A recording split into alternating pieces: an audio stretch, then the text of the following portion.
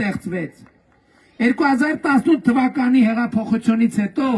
Հայաստանի Հանրապետության պետական բյուջեն լրացուցիչ միայն հեղափոխություն լինելու բերումով 6.6 միլիարդ դոլար գումարա մտել լրացուցիչ։ Եթե հեղափոխությունը չլիներ, այդ 6.6 միլիարդ դոլարը հոսելու էր քրեա օլիգարխիայի գրպանը, ինչը դուք տեսել եք նախորդող շրջանում։ Եվ շատ կարևոր է արձանագրել, որ այսօրվա ընտրություններում քրեական օլիգարխիան էլի հասկանալով, որ իր շունչը փչելու ժամանակն է, դուրս է եկել պայքարի եւ ուզում է վերադառնալ իշխանության։ Ես ուզում եմ մենք արձանագրենք, որ այն ընդդիմադիր 3 հիմնական ուժերը, Ուժեղ Հայաստան կուսակցությունը, այդ Սերժ Սարգսյանի ՀՀԿ-նա ռեբրենդինգ արած, որովհետեւ առաջինը Կալուգացի օլիգարխի ընտանիքի անդամները, եղբայրը երկար տարիներ եղել է Հանրապետական կուսակցության անդամ, եղել է Հանրապետական խմբակցության ղեկավարը խորհրդարանում եւ եղել է Սերժ Սարգսյանի աշխատակազմի ղեկավարը։ Եվ ինչպես նախորդ ընտրություններում Սերժ Սարգսյանը Հանրապետականով չէր մասնակցում, այլ պատիվ ունեմ անունն էին դրել դաշինքին, այսօր էլ անունը դրել են Ուժեղ Հայաստան։ Սա նույն Հանրապետական կուսակցությունն է, նայեք նրանց ցուցակին եւ դուք կտեսնեք բազմաթիվ կարկառուն հանրապետականներ։ Եվ ինչ այլոց Հանրապետականը Սերժ Սարգսյանի գլխավորությամբ բացահայտ հայտարարել է, որ աջակցում է Ուժեղ Հայաստան կուսակցությանը, ասելով, որ իրենց ընտրողները ընտրելու են նրան։ Հայաստան դաշինքը դե Ռոբերտ Քոչարյան դաշնակցություն արդեն իսկ պարզ է։ Եվ Բարգավաճ Հայաստան կուսակցությունը ղեկավարվող պրո-բելարուսական ընդդիմության կողմից արդեն, այսինքն սա 2098-ից 2018-ի կոալիցիոն կոմբինացիաներն են եւ նրանք այսօր քաղաքական հայտ են ներկայացնում։ Ես գիտեմ, որ ձեզնից շատերը մեղադրանք ունեն, թե դրանք ինչ են միջև հիմա ոտի վրա եւ այլն եւ այսպես շարունակ։ Ես ձեզ ուզում եմ ուղիղ ասել, Ժողովուրդ ջան, ես ձեզ ուզում եմ ուղիղ ասել։ 2018 թվականի մայիսի 8-ին ես ընտրվել եմ ձեր աջակցության շնորհիվ Հայաստանի Հանրապետության վարչապետ եւ 2018 թվականի մայիսի 9-ին մենք կռիվ ենք տվել 23 ճակատով, բառից բուն իմաստով 23 ճակատով, բոլոր հնարավոր տեղերով, որովհետեւ եթե դուք հիմա վերադառնաք 2018 թվականը, կտեսնեք, որ ինչ էին խոսում,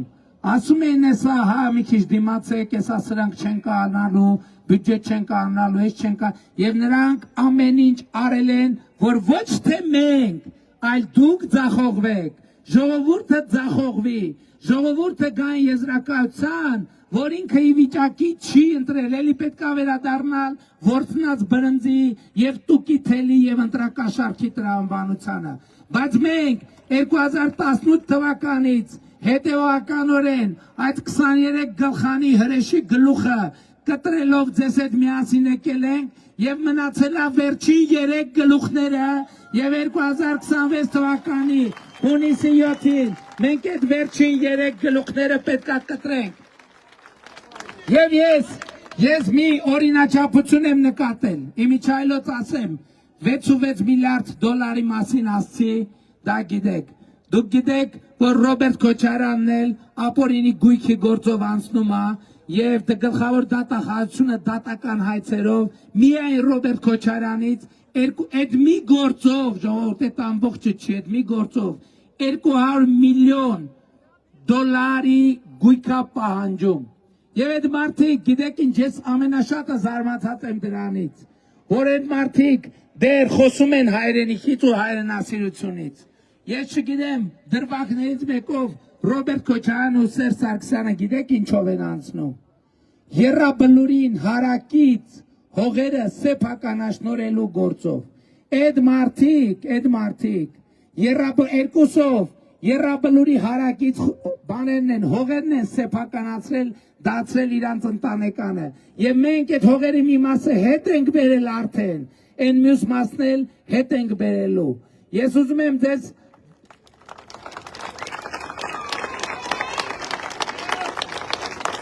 2021 թվականի խորհրդանական ընտրություններում Կապանի ելույթում ես խոստացա, որ դուք իտեմս կառավարության Զանգեզուրի պղնձամոլիբդենային կոմբինատում փայաբաժին եք ունենալու։ Եվ այսօր ժողովուրդը իտեմս կառավարության Զանգեզուրի պղնձամոլիբդենային կոմբինատում փայաբաժին ունի։ Եվ 2018 թվականից մինչև 2025 թվականը Զանգեզուրի պղնձամոլիբդենային կոմբինատը 300 միլիարդ դրամ ավելի գումար է վճարել պետական բյուջե, քան նախորդող նույն 8 տարվա ժամանակաշրջանում։ 300 միլիարդ դրամ։ Սա այն գումարն էր, որ գնում էր Սերժա Քոչարյանա, Ծառուկյանա, Կալուգայական, կլանի օլիգարխիայի գրպանը։ Դրանց վնգունը դրա համար է դուրս գալիս, որովհետև ես դրանց դեպի պետական միջոցներ ձգվող ձեռները ջարդել եմ եւ դրանք որևէ հասանելիություն չունեն պետական միջոցներից եւ այդ դրանք ձեռները ջարդելու արդյունքում առաջացած միջոցներով է, որ մենք այսօր թոշակներ ենք բարձրացնում, որ մենք առողջության ապահովագրություն ենք սահմանում, որ մենք 300 դպրոց 500 մանկապարտեզ ենք կառուցում, մենք հազարավոր կիլոմետրերով ճանապարհներ ենք կառուցել, ջրագծեր ենք անցկացրել հազարավոր կիլոմետրերով, շքամուտքեր եւ վերելակներ ենք փոխել հարյուրներով ու հազարներով, որովհետեւ ես դրանց թալանչի ձեռները կոտրել եմ։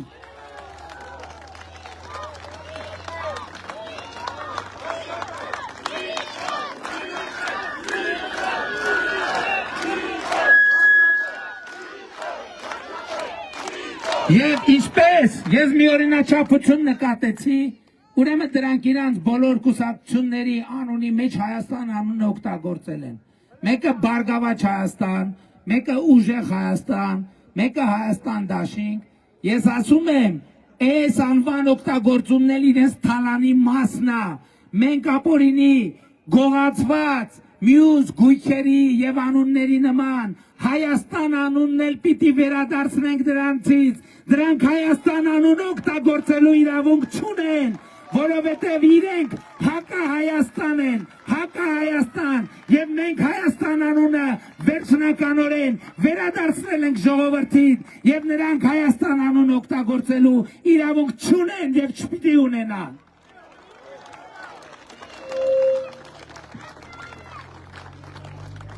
Վերադառնալով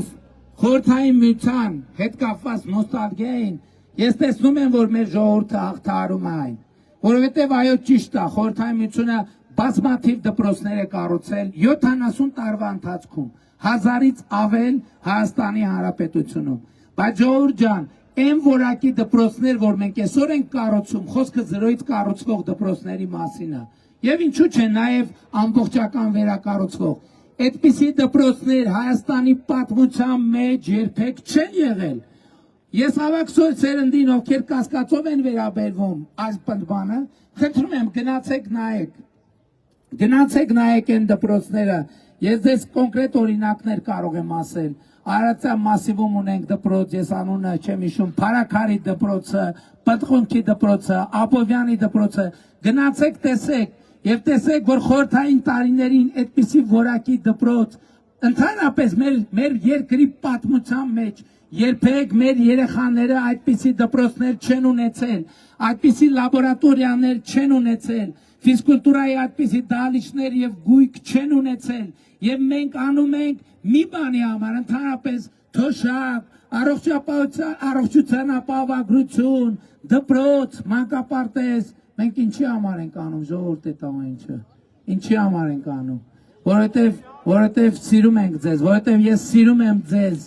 որովհետև ես մեր բոլոր թեշակառուներին վերաբերվում եմ այնպես, ինչպես իմ ծնողներին եմ վերաբերվում, բոլոր երեխաներին վերաբերվում եմ այնպես, ինչպես իմ երեխաներին եմ վերաբերվում, իմ բոլոր միջին տարիքի բոլոր մարդկանց, քաղաքացիներին վերաբերվում եմ այնպես, ինչպես իմ եղբայրներին եւ քույրերին եմ վերաբերվում։ Եվ այս պատմությունը իրականում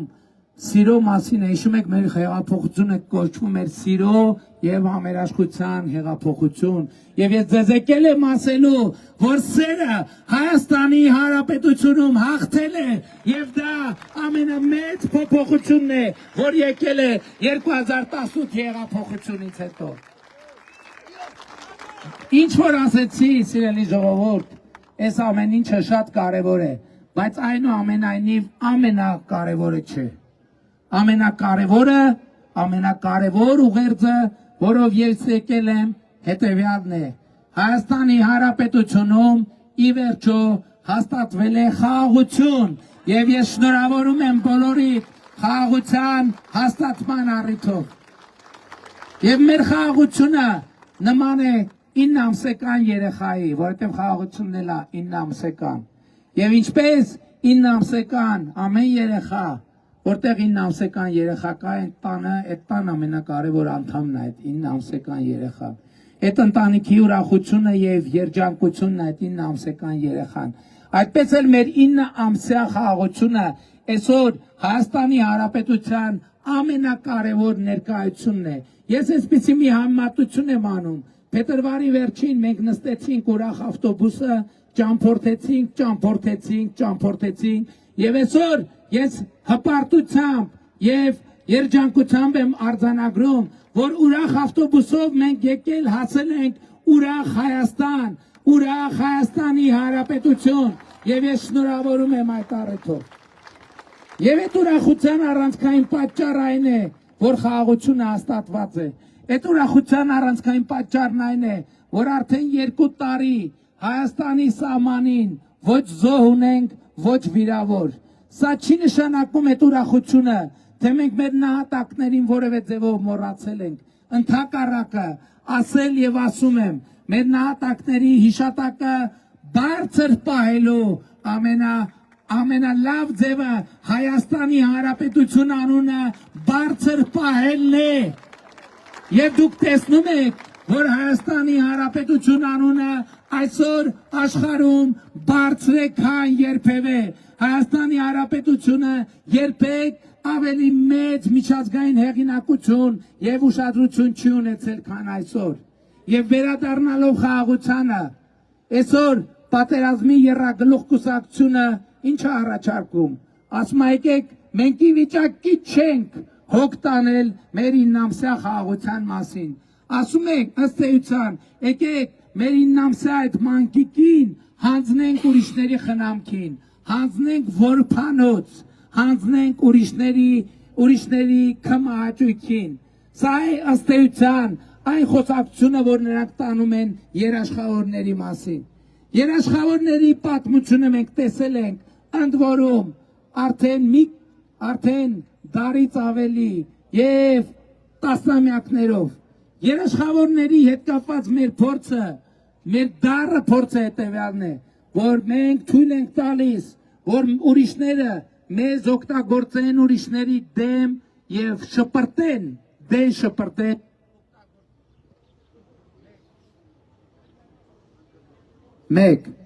դեն շպրտեն օգտագործելուց հետո։ Մենք ասում ենք վերջ, մենք փակել ենք պատմության այդ էջը, որովհետև համոզված ենք եւ տեսել ենք, որ բազում զրկանքների, զոհերի եւ զոհողությունների միջով անցնելով Հայաստանի Հանրապետության ժողովուրդը այլևս ի վիճակի է տեր կանգնել իր 9 ամսյա խաղաղությանը, տեր կանգնել իր պետությանը, տեր կանգնել իր ապագային եւ խաղաղությանը։ Եվ ուրեմն մեր ամենակարևոր ուղերձը հետեւյալն է. մենք ձեզ կոչ ենք անում, խնդրում ենք, հորդորում ենք, որ 2026 թվականի հունիսի 7-ին գնաք ընտրական տեղամասեր եւ տեր կանգնեք խաղաղությանը գործելով հետեւյալ տրամաբանությամբ։ Ընտրություններ 2026-ին քվեարկում ենք, ընտրություններ 2026-ին քվեարկում ենք, ընտրություններ 2026-ին քվեարկում ենք, որովհետև պետությանը, անկախությանը, ապագային, խաղաղությանը, Դավթաշենին, Երևան մայրաքաղաքին, Հայաստանի Հանրապետությանը, փառք նահատակներին եւ կեցցե Հայաստանի Հանրապետությունը։ Շնորհակալ եմ։